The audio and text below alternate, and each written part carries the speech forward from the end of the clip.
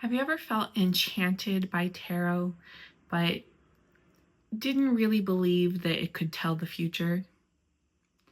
Maybe you bought a deck because of the beautiful art and aren't really sure what to do with it? Let me introduce you to the world of secular tarot. Hi, my name is Latricia Renee, and welcome to Just Reading Into It, your secular tarot channel. So, first of all, what exactly is secular tarot? Well, secular means that it is detached from any sort of religious or spiritual belief, rather than spirits or angels or any sort of higher power. It is our minds that give power and meaning to the cards. Most often, secular tarot is used primarily for personal development and growth, introspection, understanding ourselves a little better, which brings us to why do we do secular tarot if we don't believe in reading the future? Then what do we do with it? Or what are the benefits of doing it? For the most part, it's about understanding ourselves better, our thoughts, our feelings. It can help us generate new ideas. It can help you see things from a new perspective that you might not have considered before.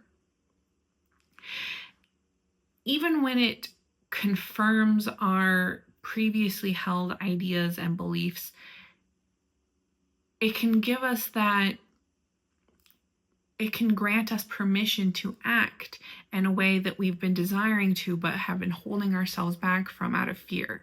The ways that you can use tarot for personal growth are numerous, and it's really about, and it's really up to you on what you can get out of it. So how do you do secular tarot? Well, it's a lot like regular tarot, but the key to getting the most out of it is asking the right question. And the simple guideline for making sure that you're asking a good question is simply ask what you alone can know.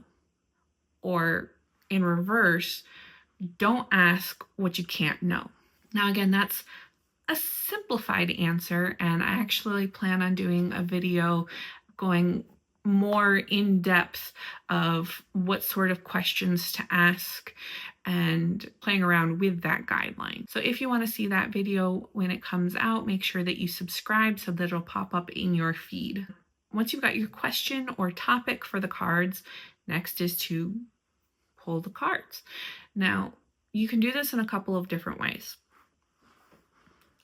There are spreads that have predetermined meanings for the placement of the cards, or you can do a more free-form draw where you just let the cards tell the story based on what cards come up and what order, or that sort of thing. I personally do both, depending on my mood or what I'm asking. Now, as you read the cards, an important element is to ask yourself, how do these cards and what they say make you feel? What sort of thoughts, feelings, or ideas arise from the reading? That's going to be the actual meat of the reading itself, not necessarily just what the cards say. And as a side note, sometimes the answer that the cards give don't seem to make a lot of sense for the question that you asked or the actual situation that you're going through. That's okay. It especially happens if you're new to interpreting the cards. There's a couple different options you can do with that. You can either sit with the cards until you can make that connection and see the pattern in the cards, or you can simply try again.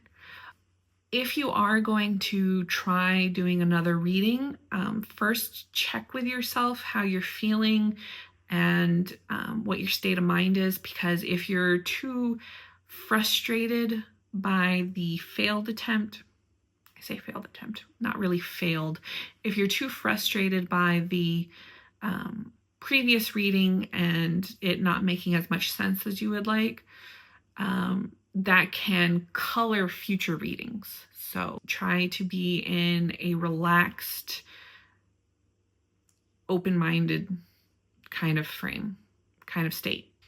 Now, if you don't yet have a deck of your own, or you are too unsure of the meanings and you want to try to watch others on YouTube or get readings from other people, that's fine.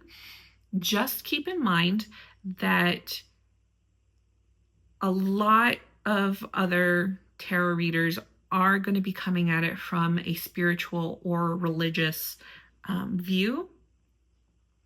And therefore, their questions and their ways of interpreting the cards are not necessarily going to be secular friendly. However, again, I'm going to be touching on this topic in the future. And essentially how to get the most of a spiritual reading, but through a secular lens. So what is happening, okay, when we read secular tarot? Why does this work? The human brain is vast and complicated. There are so many thoughts, feelings, ideas, notions, etc. floating around at any given time, even that we may not be aware of. There could be things processing in the background that we have no conscious idea of, but still impact our choices, our forefront thoughts, feelings, and beliefs. One of the things that tarot does is it can help bring those hidden thoughts and feelings forward by using the random but relatable messages of the cards. They can kind of spark connections, because the brain is really great at making patterns, or the brain is really great at finding patterns and making connections, which is really the crux of how reading secular tarot, or really any tarot, works. So now that you have the information about how secular tarot works, why we do it, what it's really all about, I'd like to go ahead and take you over to my desk, and we're going to do a little example reading so that you can kind of see it in practice. All right, welcome back. We are now at the desk so that we can do a reading. Now, something interesting I'm going to do for this reading is I'm actually going to try and let the tarot pick the question or topic for us. This is a great way if you want to practice and you don't know what question to ask, or you really feel like you want to work with the tarot and you're not sure what topic to do it on. And as we do this reading, I want you to think about how the message can apply to your life. I want you to try and make those connections, because the beauty of tarot, I think the fun aspect of tarot, is that puzzle of, okay, what can this mean for me?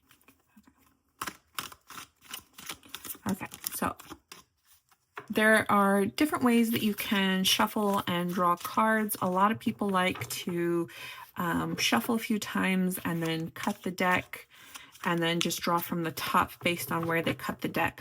I like to do jumpers typically.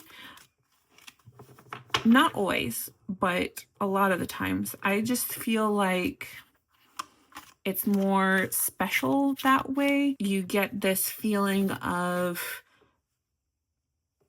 the deck chose the card. Now, obviously, secular reader, I don't actually believe that the cards have any power or knowledge of their own to choose.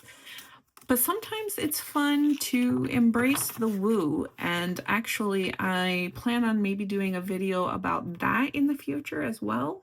Keep an eye out for that video. Anyway, so the first card that we're going to draw is going to tell us what the topic is, or what question. That was too many. We're trying to get one card for the topic. Okay, we got the Queen of Pentacles. So there's a couple different avenues that immediately pop to mind with the Queen of Pentacles. A lot of people will jump to self-care. That is definitely one of, excuse me, bump the camera. That is definitely one of the messages here from the Queen of Pentacles, is about taking care of yourself and your physical needs. Also, I see the Queen of Pentacles as being about like work-life balance. So I want to go with that for the topic today. And now maybe you don't have a job. Maybe your work is something else. Maybe you're a stay-at-home mom and raising your child is your work. Maybe you don't have any children and maybe just taking care of the house is your work. Maybe you have a hobby that you're really passionate about and you consider that your work. And hold on. Okay, sorry about that. The lack of focus was getting to me, but hopefully I've fixed that now. So work-life balance. How can we balance our work with other aspects of our life is going to be our question. So I'm going to do kind of a free-form draw. We're just going to pick cards until a message becomes clear. So how can we have a better work-life balance? What can we do to have a better work-life balance? Okay. Immediately, two cards popped out. First up, the Knight of Wands and the Knight of Cups. Okay, so the Knights, that's interesting. Two Knights are typically about, sorry, bump the camera again. But the Knights are typically about taking action. And the Knight of Wands, the wands represent passion, right? What it is that you desire, okay? And the cups will typically represent either relationships or feelings, emotions. So right away, what pops into my mind is to take action based on what it is that you are feeling strongly towards. Like maybe there's some sort of passion or hobby or something that you're really wanting to start, but you don't make time for it because you're like, oh, but I have so much work, and you're prioritizing that work over yourself and what it is that you want to do. The Knight of Cups in particular is also, I interpret it sometimes as being that sort of romanticizing life aspect. So maybe you could think of it as making sure that you are building the life that you actually want to live, one that feels like it can be romanticized, one that feels like it's worth living. Right? Because if you get too caught up in your work and what that means to others, you're going to lose sight of yourself. The Knight of Cups here is also making me think with the Queen of Pentacles, that idea that you can't pour from an empty cup. You have to refill your cup before you can give to others, right? I want to get one more card here just to make it a nice 3-card draw. And we get confirmation here that with the Empress, that self-care is actually the answer here. So it's not only the question with the Queen of Pentacles, it's the answer. So you need to prioritize yourself a little more. And with the Knight of Wands specifically, and with the Empress, I'm thinking there's something creative. Even with the Knight of Cups, cups can represent creativity as well. I'm thinking there's something creative that you want to do, explore. Maybe you want to be an artist in your free time. Maybe you have a book idea, a novel idea that you've been itching to write down, but you've been putting off because, oh, that's not sustainable. That's not going to get me anywhere. I need to focus on my job and what that gives me. But again, if you focus too much on that one aspect of your life, you're going to be out of balance. Okay? So now, as I read that, all right, were you thinking about which of these thoughts, which of these statements can apply to you? And how did you feel about that, right? Maybe you felt like it was spot on. Maybe it felt like it really resonated with you. Maybe you felt like, no, that's not me at all. Maybe you thought, I have a great work-life balance, or maybe even that you neglect work. And here's the thing about it. Even when a reading feels completely wrong and way off base, there's still valuable information that you can gain from that. First of all, the confirmation about where you are and what you're doing with your life. If you feel like you have a good work-life balance and this feels completely off to you, there's that confirmation that, okay, I'm doing the right thing. I can continue with this path. Maybe you do need more work-life balance, but there's not really a creativity hobby that you're particularly interested in. Maybe something else spoke to you. Whatever it is, the feelings and the thoughts and even the actions that come about of the reading, that's where the real magic is. All right, I'm just hopping back in front of the camera to sum up here.